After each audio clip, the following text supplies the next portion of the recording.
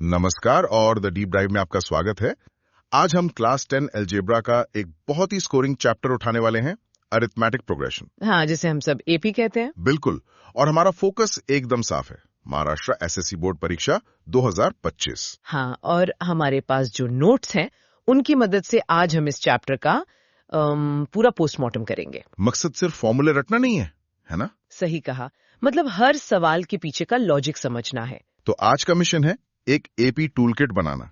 पहला टूल होगा एपी को पहचानना, दूसरा, किसी भी दूर के पद को एक झटके में खोजना, और तीसरा, जो सबसे शक्तिशाली टूल है, पूरी की पूरी सीरीज को एक साथ जोड़ देना। और फिर आखिर में हम इन टूल्स का इस्तेमाल कुछ असली दुनिया की पहेलियों को सुलझाने में करेंगे। और यकीन मानिए, ये चैप्टर देखने में जितना सीधा है, मार्क्स दिलाने में उतना ही पावरफुल है। ये सिर्फ मैथ्स नहीं है, ये हमारे आसपास पैटर्न देखने का एक नया नजरिया है।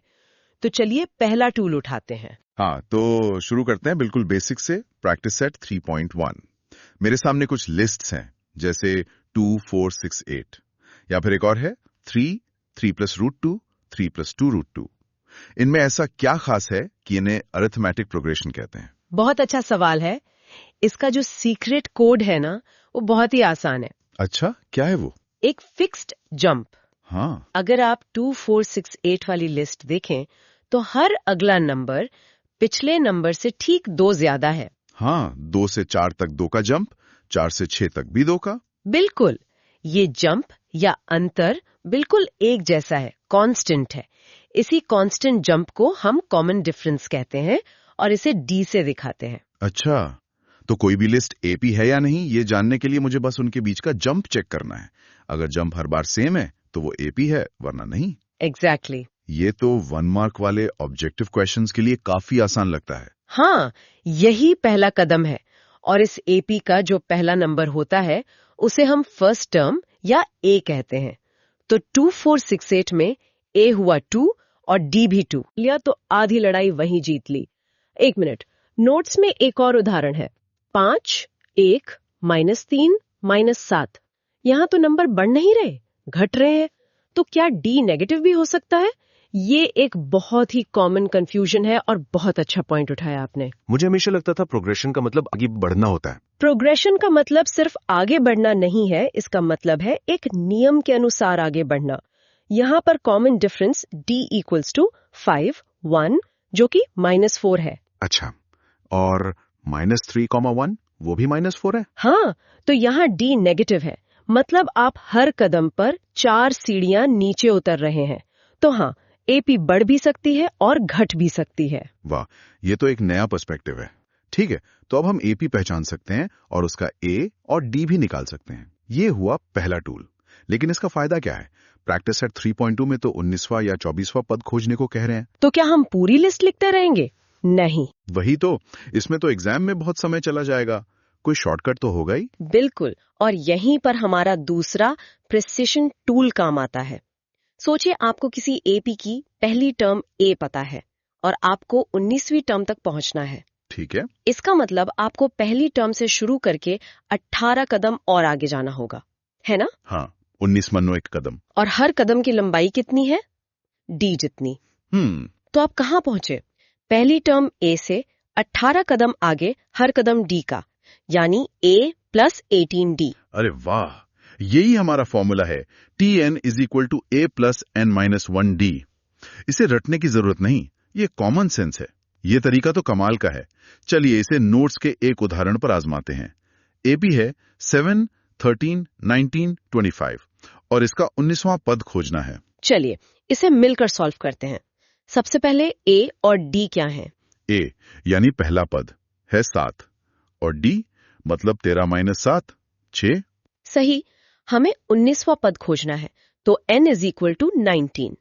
अब इसे अपने लॉजिक में फिट करते हैं। T19 = a + 19 - 1d, मतलब 7 + 18 × 6। हाँ, 18 को 6 से गुणा करने पर 108 आता है। तो 7 + 108, 115, मतलब उस एपी में 19वें नंबर पर 115 आएगा, बिना पूरी लिस्ट लिखे। कुछ ही सेकंड्स में। ये तो सच में एक सुपर पावर जैसा है। लेकिन इसी एक्सरसाइज में एक सवाल है जो हमेशा स्टूडेंट्स को डराता है। कौन सा? 3 अंकों वाली कितनी प्राकृतिक संख्याएं 5 से विभाज्य हैं? ये क्लासिक बोर्ड का सवाल लगता है। ये क्लासिक तो है ही, बोर्ड वालों का पसंदीदा सवाल भी है, पर ये मुश्किल बिल्कुल नहीं है। चलिए इसे तोड़ते हैं। ठीक है। पहला, 5 से भाग जाने वाली 3 अंकों की पहली संख्या कौन सी है? 100। तो ये हमारा ए हो गया। बिल्कुल। अब सोचें, आखिरी 3 अंकों की संख्या जो 5 से भाग जाती है वो है 995। ये हमारी लिस्ट का आखिरी पद यानी TN है। और डी तो 5 ही होगा। हाँ, अब देखिए, हमारे पास A 100 है, D 5 है और TN 995 है। हमें बस ये पता लगाना है कि इस लिस्ट में कुल कितनी संख्याएं हैं, यानी N खोजना है। तो हम वही फॉर्मूला लगाएंगे, 995 is equal to 100 plus N-1 5। अब ये एक सिंपल इक्वेशन बन गया, बस इसे हल करके N का मान निकल जाएगा। ठीक है, तो TN फॉर्मूले से हम कोई पद भी खोज सकते हैं और ये भी पता लगा सकते हैं कि लिस्ट में कुल कितने पद हैं। ये तो सच में एक मल्टीपर्पज टूल है। बिल्कुल। अब मैं प्रैक्टिस सेट 3.3 पर आता हूँ। यहाँ एक और बड़ी चुनौती है। सवाल है, पहले 123 सम प्राकृतिक संख्याओं का योग खोजें।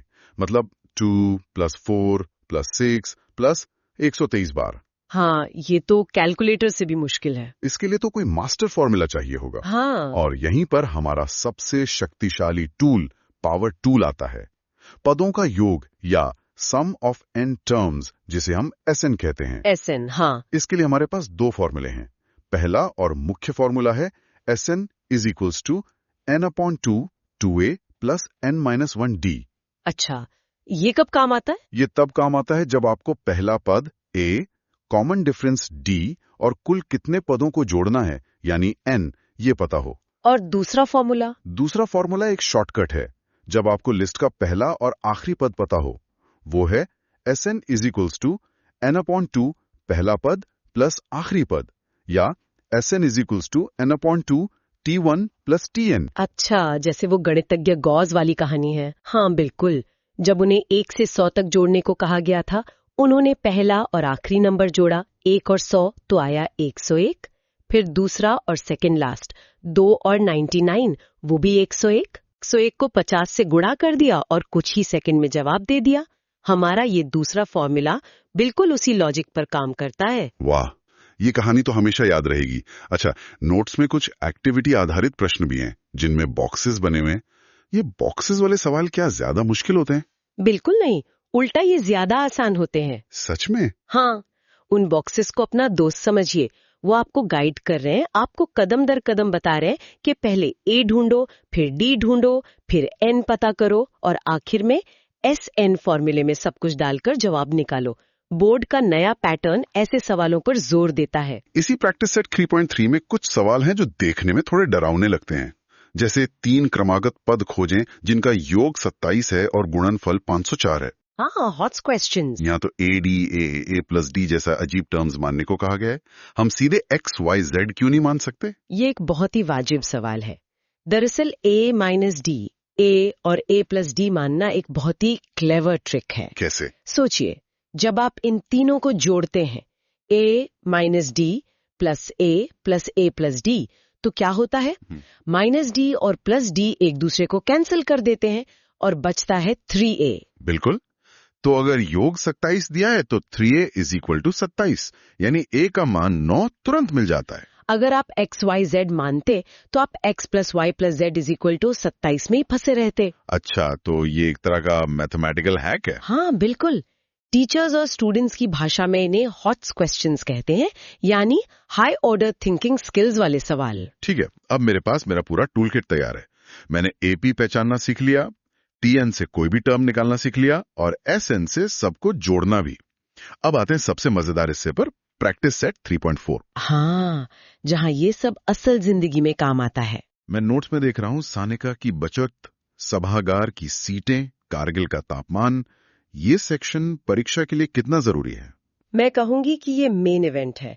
इस बात की लगभग 99% गारंटी है कि बोर्ड परीक्षा में 3 या 4 मार्क्स के लिए एक वर्ड प्रॉब्लम इसी एक्सरसाइज से या इसी तरह की आएगी। मतलब ये तो करना ही करना है। बिल्कुल, ये वो हिस्सा है जहां परीक्षक ये देखता है कि आपने कॉन्सेप्ट को सच में समझा है या सिर्फ फॉर्मूले रटे हैं। तो चलिए सानिका वाले सवाल को देखते हैं। वो पहले दिन 10 रुपए बचाती है, दूसरे दिन 11, तीसरे दिन 12। ये तो साफ साफ एक एपी लग रहा है। बिल्कुल। यहाँ ए क्या है 10 रुपए। और डी? 1, क्योंकि हर दिन बचत 1 रुपए बढ़ रही है। सही। सवाल में पूछा है कि साल के अंत में उसकी कुल बचत कितनी होगी। कुल बचत का मतलब हमें SN वाला फॉर्मूला लगाना है। तो हमें S366 निकालना है, क्योंकि 2016 एक लीप वर्ष था। परफेक्ट। हमारे पास N = 366, A = 10 और D = 1 है। बस इसे SN = N/2, 2A + N-1D वाले फॉर्मूले में रखना है। ये तो सच में प्रैक्टिकल है। अब उस ऑडिटोरियम वाले सवाल को लेते हैं। पहली पंक्ति में 20 सीटें, दूसरी में 22, तीसरी में 24। ये भी एक एपी है। A = 20 और D = 2। हाँ, लेकिन इसमें 2 चीजें पूछी हैं। सही कहा। 15वीं पंक्ति में कितनी सीटें हैं और कुल 27 पंक्तियों में कितनी सीटें हैं। यहाँ कौन सा टूल इस्तेमाल होगा? ये एक बेहतरीन सवाल है, क्योंकि ये आपके पूरे टूल किट का टेस्ट लेता है। जब पूछा है 15वीं पंक्ति में कितनी सीटें हैं, तो वो एक स्पेसिफिक टर्म की बात कर रहे हैं। तो यहाँ TN का फॉर्मूला लगेगा, हम T15 निकालेंगे। एग्जैक्टली। और जब पूछा है कुल कितनी सीटें हैं, तो वो टोटल की बात कर रहे हैं। तो वहां हमारा पावर टूल SN का फॉर्मूला लगेगा और हम S27 निकालेंगे। समझ गया। एक ही सवाल में दोनों फॉर्मूलों का इस्तेमाल। तो इन सभी वर्ड प्रॉब्लम्स को हल करने के लिए आपकी तरफ से कोई एक मास्टर स्ट्रैटेजी है? हाँ, एक 4 चरणीय रणनीति हमेशा काम करती है। 1, सवाल को शांति से पढ़ें और दी गई कहानी में से एपी को पहचानें। ठीक है। स्टेप 1, ए और डी का मान सावधानी से निकालें। 3, ध्यान से तय करें कि सवाल कोई एक खास पद पूछ रहा है या कुल योग। इसी के आधार पर TN या SN का चुनाव करें। और चौथा, फॉर्मूले में मान रखकर आराम से कैलकुलेट करें और फाइनल जवाब को एक पूरे वाक्य में लिखें। जैसे सानिका की कुल बचत 70,455 रुपए होगी। बहुत बढ़िया। तो आज हमने अरिथमेटिक प्रोग्रेशन का पूरा टूल किट बना लिया है। हाँ, हमने एपी को पहचानने वाले टूल से शुरू किया, फिर TN वाला प्रिसीजन टूल सीखा और अंत में SN वाले पावर टूल को समझा और इन सभी को वास्तविक दुनिया की समस्याओं पर इस्तेमाल करके भी देखा। बिल्कुल। मेरी फाइनल सलाह बस यही होगी।